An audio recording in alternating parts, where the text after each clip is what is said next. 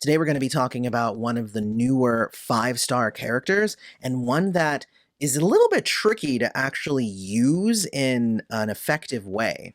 So let's talk about the Immortal Hulk.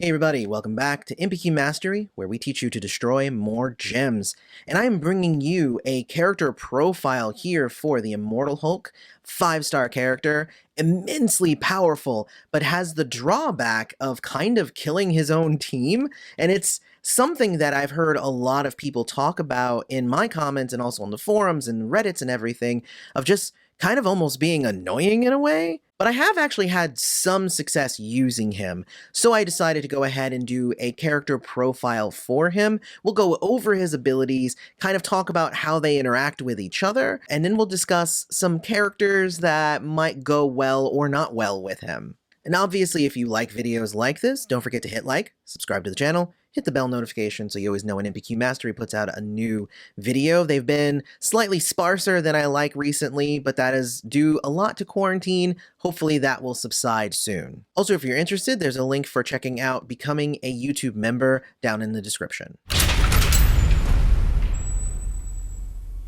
Okay, the Immortal Hulk. I think it's kind of interesting in the Marvel Universe to discuss the Immortal Hulk, because this iteration of the Hulk is a little bit monstrous. The comic series of the Immortal Hulk was actually released in 2018, and it had a pretty good run, I think. I didn't get to read all of it, but I really dug what I did read. But essentially, the Hulk just won't let Bruce Banner die. It won't die, and it actually started a trend where the other heroes needed to kind of hunt down the Immortal Hulk because he was still rampaging and he was still causing a lot of destruction. And I always kind of liked that angle with the Hulk, that he was kind of a hero, but also a little bit of an anti-hero, and in some cases a villain, straight up villain, because the heroes want to kind of make sure he doesn't destroy everything. But honestly, all of that brings us to this really cool design, I think. It actually flows really well within itself, even though it does kind of mess up a lot of people's kind of strategy in terms of keeping people alive. But I really dig the Immortal Hulk as a designer. I like the way it's designed. So he is green, black, red. So let's go ahead and start off with his first power. His first power is the Green Door, and it's a passive ability. Absorbing energy from beyond the green door, the Immortal Hulk grows ever closer to his ultimate destiny. At the start of your turn, convert one basic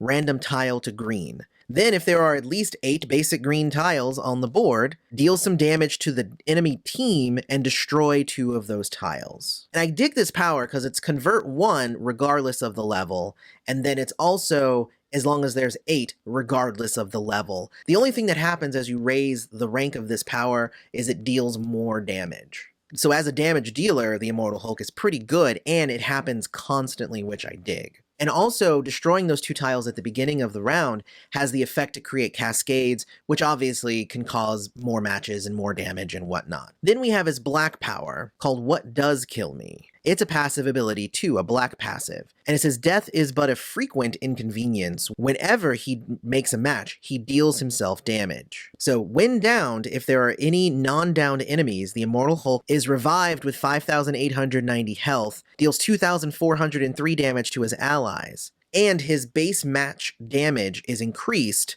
by a percentage. So again, this is such a cool way to kind of approach this character. So what does kill him? Every time he is killed, he gets more powerful. This kind of has some static numbers on here. So he's always going to deal the same amount of damage to his teammates. He's always going to come back with the same amount of health. The amount of damage he deals himself with every match actually goes up as he goes in level. So he's going to deal himself a little bit more damage. But obviously, the more ranks you have in a power, the more powerful he is, the more health he has in the first place. But the percentage of how much more powerful he is also a factor in there every time he dies. So the idea here is that you want him to continuously deal damage to himself, to continuously come back, to continuously deal more and more and more damage, which I dig. I dig that so much. His red power is called Breaker of Bones. And on this one, it's pretty simple. He deals his enemy a bunch of damage, he deals himself a bunch of damage. He's always going to be dealing himself the same amount of damage. 5,890. But the amount of damage that he deals to his enemy does increase. And at level 5, it's at 10,000, and that is not counting the increase in the amount of damage he deals after he's died. So the more that he dies, that's going to deal even more damage. It's amazing. So here is an example of a fight that you might have with the Immortal Hulk.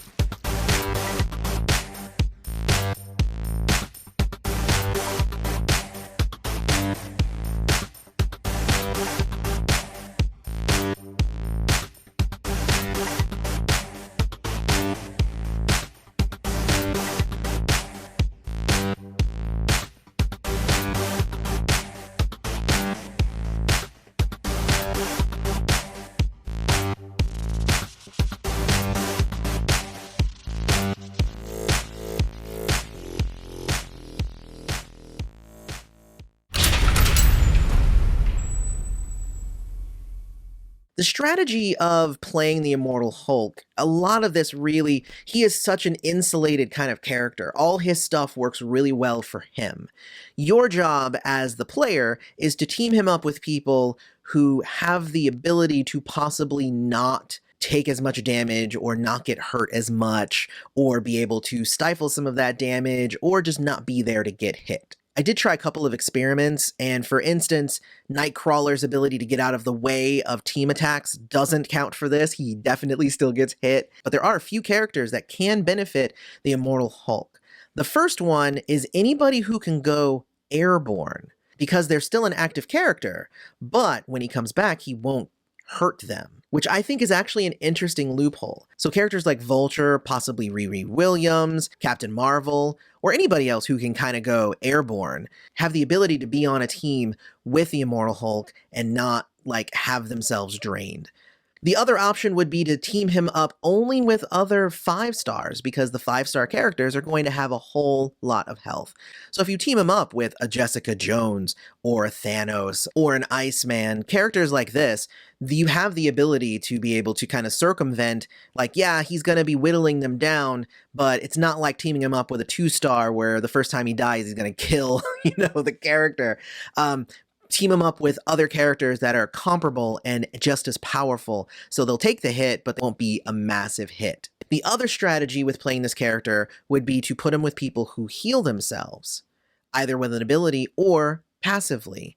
Old Man Logan is a good example of this, because every time he launches one of his attacks, he's going to be dealing himself damage, and then he's going to end up dying, and then he'll end up damaging his teammates. But in doing that, that's going to activate Old Man Logan's passive ability of putting more strike tiles on the board, as well as at the beginning of every round, he's going to heal himself some. And he actually does heal a pretty good amount, maybe about half as much as what the Hulk can deal every time he dies. So he's a good member to go along with him. Another option is obviously Carnage, who has the ability to deal damage to the enemy team and suck health out of his teammates. So he does kind of the same thing almost, but it allows him to heal. Before I had said that Captain Marvel was good because not only can she go airborne, but she can send other people airborne, and at the same time that heals whoever she sends airborne. So that can be helpful just in general, not only going airborne, but also healing some of that damage. That's actually pretty cool. Daredevil's another option.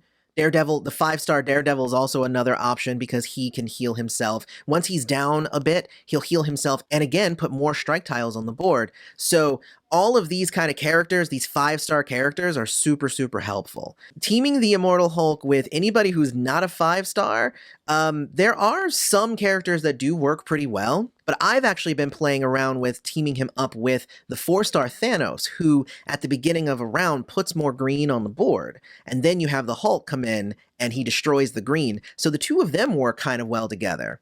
They have similar colors, but if you notice, Thanos' black is active, whereas the Hulk's is passive.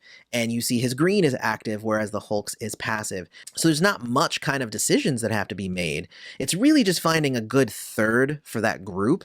And again, probably somebody who can go airborne or somebody who has just lots of health and it doesn't matter if they take damage. But what the Immortal Hulk kind of brings to the game is that interesting complication that you want in a good character. You want to be challenged. You want for this to not just be, oh, it's another character who's just going to come in and break the game and kill everybody on first hit. Like, you have to work hard to make the Immortal Hulk work for you. And I've had a lot of fun playing with him. I don't use him as much as I do other characters, and it's for that same reason. He's killing all my people. But also, he's amazingly fun to use. But I want to know who you've been teaming him up with. Do you have any interesting Immortal Hulk strategies? Let me know about all of that down in the comments, and let's continue that discussion. Don't forget to hit like, subscribe to the channel, hit the bell, and consider becoming a YouTube member. And otherwise, thanks for coming to MPQ Mastery. Go destroy some gems.